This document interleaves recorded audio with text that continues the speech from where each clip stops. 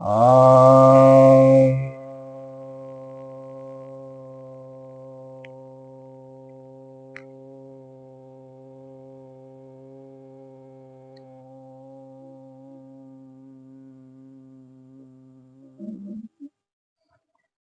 सभी भक्तजनों को सुप्रेम नमन। तो आज आपकी जिज्ञासा का समाधान लेकर आया हूँ। एक जिज्ञासा है कि पूजा का सबसे पुराना प्रमाण भारत में कब से है और किस देव की है।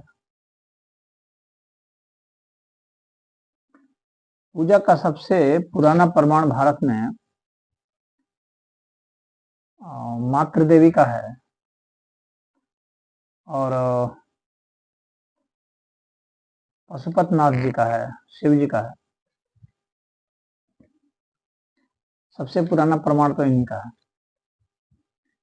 ये मोहनजोदड़ो हड़प्पा संस्कृति में भी इनके ही प्रमाण मिले हैं। मातृ देवी की आराधना होती थी और भगवान पशुपतिनाथ की आराधना होती थी और यज्ञ होते थे। यज्ञ का भी प्रमाण मिला है मोहनजोदड़ो हड़प्पा में। तो अब हम लोग को भी जितनी ज्ञात संस्कृति है तो उसमें तो हड़प्पा मोहनजोदड़ो ही पहले है। और प्रागैतिहासिक काल में यानी मोहनजोदड़ो हड़प्पा से पहले के जो इतिहास का खंड है तो उसमें भी मातृ देवी का और शिव जी का ही मिला है, यानी लिंग आराधना का सब मिला है। और ये यज्ञ का भी मिला है। तो ये तीन जो हैं, मातृ देवी का, शिव जी का, क्योंकि ये शैल चित्र भी मिले हैं बहुत पुराने पुराने जो हड़प्पा संस्कृति से भी पहले के थे। अब 8,000 10,000 वर्ष पुराने जो हैं वे प्राप्त हुए हैं शैल चित्रों के माध्यम से। और कहीं कहीं पर जो यज्ञ कुंड मिले हैं तो उसमें भी जो है हम लोग को हवन वगैरह की सामग्री वगैरह सब मिली है।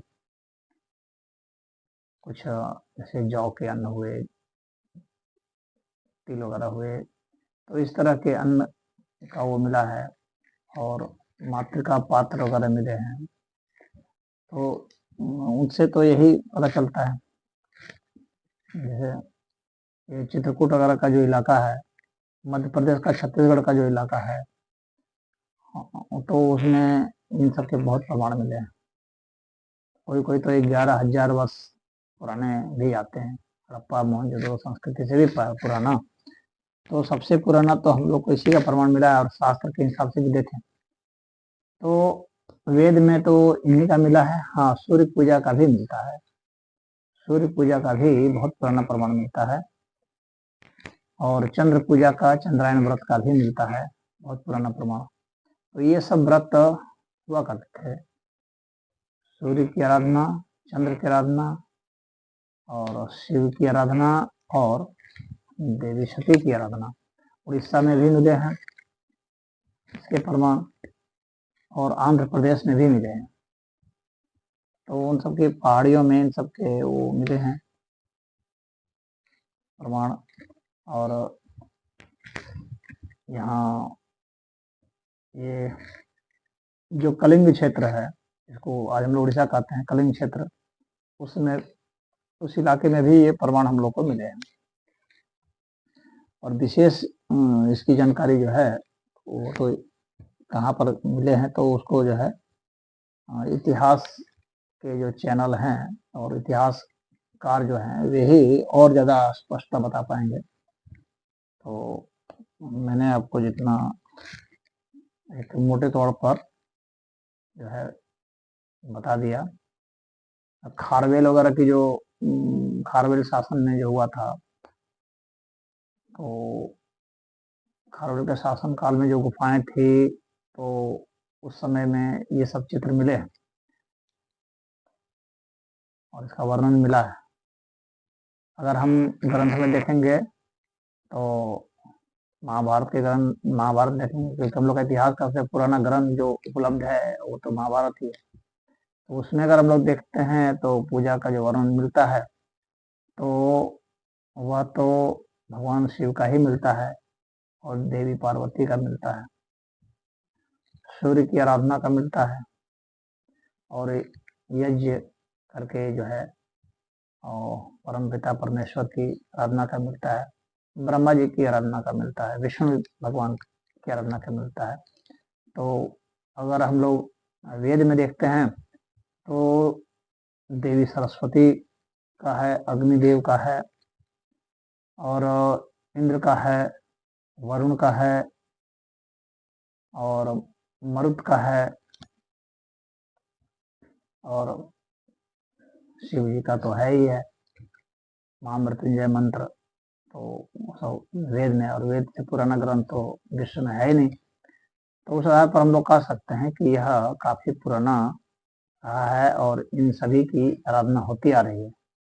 विष्णु की भी आराधना बहुत पहले है और उसमें देवी की भी आराधना बहुत पहले से है, देवी सूक्त है, और सूर्य की आराधना, सावित्री की आराधना का है, सविता मंत्र वगैरह भी है। तो जिस आधार पर हम लोग समझ सकते हैं कि इन देवों की आराधना हुआ करती थी और उसमें स्तोत्र लिखे गए हैं और उनकी स्तुति में बहुत सारे मंत्र रचे गए हैं।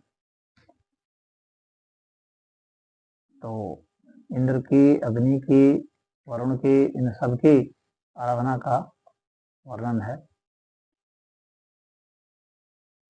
अब उसका जो एग्जैक्ट टाइम पीरियड क्या होगा, तो एग्जैक्ट टाइम पीरियड तो कहीं वर्णित ही नहीं है, तो बताया भी नहीं जा सकता कि एग्जैक्ट कितना है। परंतु अगर वेद का अगर वो देखें तो वेद के प्रमाण जो हैं तो 2500 वर्ष तो कम से कम माने जाते हैं। और पुराने में तो जो पुराना आकलन करते हैं, जो पीछे ले जाते हैं और इतिहास को, तो बहुत सारे इतिहासकार हैं तो वे वेद के कुछ ऋचाओं को तो 25,000 वर्ष पहले का मानते हैं।